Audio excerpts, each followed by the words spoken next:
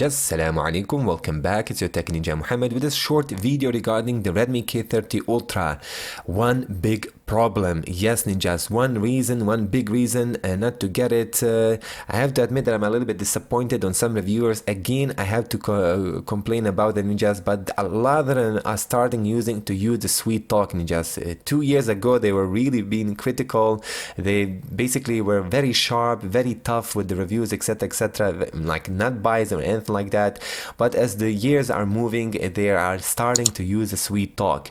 One of them is that a lot of reviewers are saying that this device doesn't overheat. They don't even say that it's a con. Ninjas, it is one of the biggest problems of the Redmi K30 Ultra, which we are obviously right now doing this video about, that it overheats ninjas. It overheats. I've been playing PUBG. I've been doing the battery drain test with the PUBG. Yes ninjas, I've been doing heavy tests there.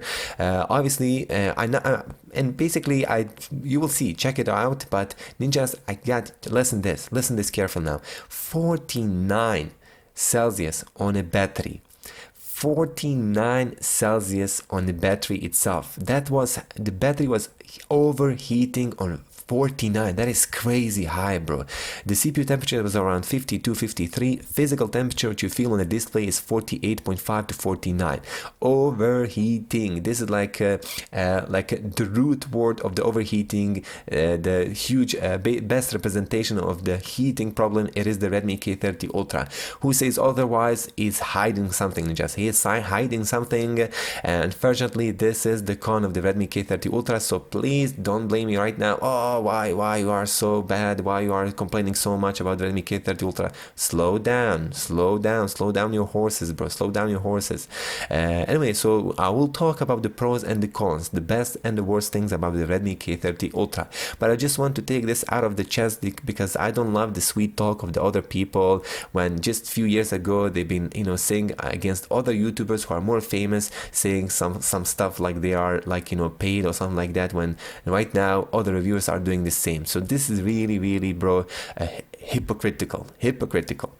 So let's begin. Redmi K30 Ultra. Nevertheless ninjas, this is a great device. Don't get right now sad or something like that. You're gonna stop watching this video. Redmi K30 Ultra indeed is one of the best smartphones right now under $400.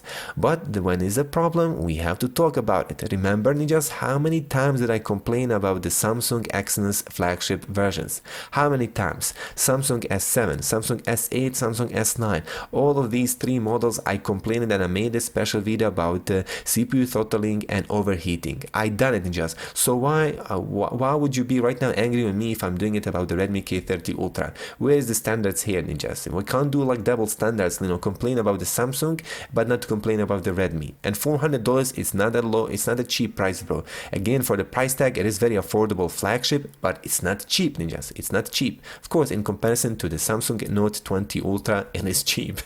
3 times cheaper, bro. That's crazy. Anyway, let's begin with the list quickly. The cons ninjas for the Redmi K30 Ultra. Of course, the number one reason not to buy it is the overheating issue ninjas. It overheats, trust me, with few different games, but especially with the PUBG, which obviously a lot of people care about the PUBG because they play it. PUBG is one of the most popular games right now since last 2-3 years, isn't it? Few years. Also, with example with more games is overheating. With the Shadowgun Legends, some games it will not overheat. Ark Survival Evolved will overheat also, but some games which are not that demanding, it will not overheat. So don't think that this device will overheat with every single game out there. No, that's not true. But I would recommend you check my battery drain test with the Redmi K30 Ultra to find all the sweet juicy details. You're gonna have them all. I can't show you everything right now here in this video because this video will be super long. Anyway, so it throttles ninjas. It does throttle. Again, I've been using the CPU throttling app, but I repeat again that that app is not basically the best representation of the world live use, because that CPU throttling CPU throttling benchmark app is using basically push pushing the cores to the maximum. So that's why, while example playing some game PUBG, the CPUs are not basically working like to the maximum. Just have that in mind, okay? So it's not like it's gonna happen that this throttling will so basically downgrade the performance of the smartphone. It won't, but you will notice it, ninjas. Trust me, you will notice it. Make sure to check my 1 hour gameplay of the PUBG. You will see that I done one gameplay of the PUBG, and you will notice those lags, ninjas. It will lag just after 10 minutes of the game. Can you believe it? Just after 10 minutes. So this is important what we have to say, and also we have to look at in the future. In 2-3 years with the updates, what's gonna happen? Will they downgrade the performance of the Redmi? Unfortunately, the smartphone brands are kind of known about this. Sometimes they do that, they release some updates and they slow down their smartphones so that the users can just ditch these old phones and buy new phones from the same brand, ninjas. You know, this also can happen, that this throttling issue will maybe even get more crucial. Also probably the overheating, but I wish all the best that with the OTA future updates they're gonna fix it, at least a little bit improve it. But ninjas, I also reviewed the Vivo IQ Z1. Also same stuff, ninjas, with the Dimensity 1000 Plus, it overheats and also throttles. Anyway, no 3.5mm headphone jack. There's no FM radio support with this device. 120 Hz feature is very laggy, ninjas, which I already mentioned. A lot of games don't even run on 120 FPS, not even 90 FPS. There's no 90 Hz mode. There's only 60 Hz or 120 Hz. And ninjas, I was very suspicious about the Redmi K30 and right now the Redmi K30 Ultra regarding this 120 Hz feature. Ninjas, I don't know. I don't want to. I take this with a pinch of salt, pinch of salt. Basically, that I was suspecting that somehow when you're basically putting a phone on 60 Hz, it doesn't look the same as the example on a standard smartphone. Let's just say on a standard smartphone which has a standard 60 Hz default screen. There's no other option. When you put it, the Redmi K30 and K30 Ultra, they look laggish on Redmi K30 on 60 Hz. You know, in comparison to the other phone which is running exactly on the same refresh rate. So this is very odd what they've done. What is happening between the 60 and 120 Hz? I'll have to go through that very thoroughly in some video to find out, can I discover something, ninjas. But nevertheless, when you are basically using the smartphone everyday tasks, scrolling the apps, opening the apps, recent tasks in the memory, closing, opening, you will feel the lags. The FPS will drop, ninjas. So it is laggy and it's noticeable. And we'll continue next. No EIS with the selfie camera. I mean, I've been using this I was saying this as a reason for the Xiaomi smartphones. It seems so that only Xiaomi Mi 10 Ultra, their most expensive smartphone, has right now the EIS. And they've been waiting like for 3 years. Before 3 years, some smartphone brands already had EIS on the front. Xiaomi waited almost 3 years, 2.5, something like that. This is crazy, bro. I don't know why they've been waiting. So Xiaomi, please add EIS at least in these phones which are $300-400. I don't expect it for $100 or $200, but at least add it in the phones which are worth $400, which are worth $400. Anyway, just the pros. What are the reasons to buy the Redmi K30 Ultra? So ninjas, flagship value. Indeed, flagship value. Dimensity 1000 plus, 500,000 on a Antutu score. Obviously, I'm not judging a smartphone with Antutu points. These are synthetic tests, etc. Example, Antutu will not show you, let's just say here, the RAM management, the RAM stability. It will not show you CPU throttling. Example, it doesn't have any score for that. There's no level for the CPU throttling. It will throttle happen or something like that. It doesn't just. Anyway, so remember that this is the Dimensity 1000 plus. It's a great chipset, ninjas. Honestly, great chipset. It needs to be polished. Many Android games has to be optimized for this chipset. Maybe with the future update, Xiaomi releases some update to fix this throttling and overheating issue, but I don't know, ninjas. I'm not sure in it, so I can't promise you something like that. I'm not from Xiaomi.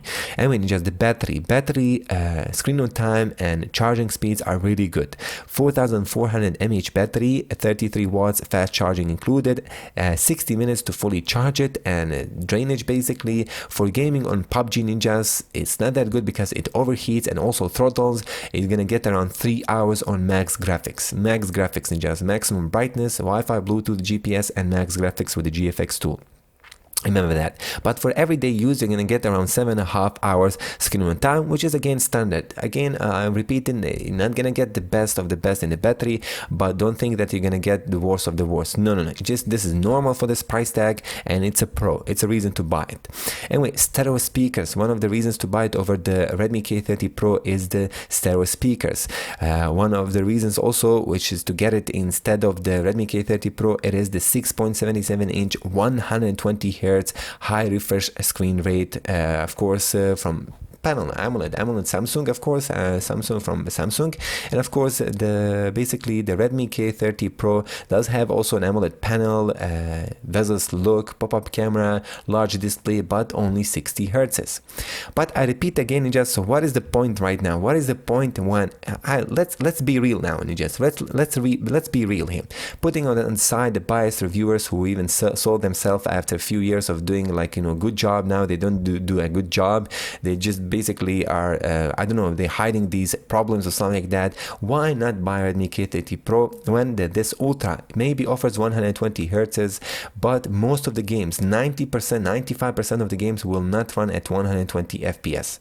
Yes, they won't run it. They won't run it, just. And I don't even know when they're gonna unlock it. Is that a job of the Xiaomi, of the MIUI, of the software, or the job of the basically game developers? Who knows, Ninjas? Who knows?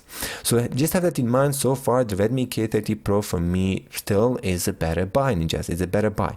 What we can say, of course, we can say that the battery for everyday use, it's good. We can see here that the value, it is cheaper. You can buy it for around $30-40 cheaper than the Redmi K30 Pro. Not a big difference, but again, it's a small Pro. It's like a small reason to get it. AMOLED panel, stereo speakers. This is what the Redmi K30 Pro doesn't have. And the cameras, this is gonna be very interesting, but the 4K with the Redmi K30 Ultra for me is better, Ninjas. The front selfie camera, no, I don't even, I'm not gonna talk about it. There's no difference there whatsoever. I would say like that. Both of them don't have EIS, so again, the video stability for vlogs is not that good, so I wouldn't recommend you unless if you're gonna buy a gimbal for yourself. So nevertheless, one of the reasons to buy the Redmi K30 Ultra is the camera setup. Indeed, it is great camera setup. You will love it. I love it. I know that it makes really great pictures. Also the bokeh, just using a regular mode without using basically the portrait mode sensor, basically the lens, you're gonna get with the just standard 64 megapixel Sony IMX 682 sensor, great pictures, Ninjas. Honestly, great pictures. So yeah, yes, we have 5G, we have Wi-Fi 6, we have NFC, we have infrared, we have 2 SIM cards to insert it, beautiful in-display fingerprint sensor, which is really good. Face ID, I have to mention, I didn't mention the cons in the Face ID. Face ID, the screen wake-up time for the Face ID should be faster. They didn't optimize it, Ninjas. Trust me, they didn't optimize it. Redmi K30 Pro, it is faster. So I have to admit that the Redmi K30 Pro, it is faster in that department. Anyway, so this is it. Sorry for this long video, but I had to talk about a lot of stuff. For me, Ninjas, it's no brainer. It's no brainer to go with the Redmi K30 Pro. Both of them are Ninjas. Basically, they are Chinese versions. They don't have a B20, B28 for European, but for the global use, if you are like from Asia, North America, etc., you should, like or Arab countries, you should buy yourself the Redmi K30 Pro. Even if you're in the EU, of course, if you somehow can survive without these bands, better go with the Redmi K30 Pro.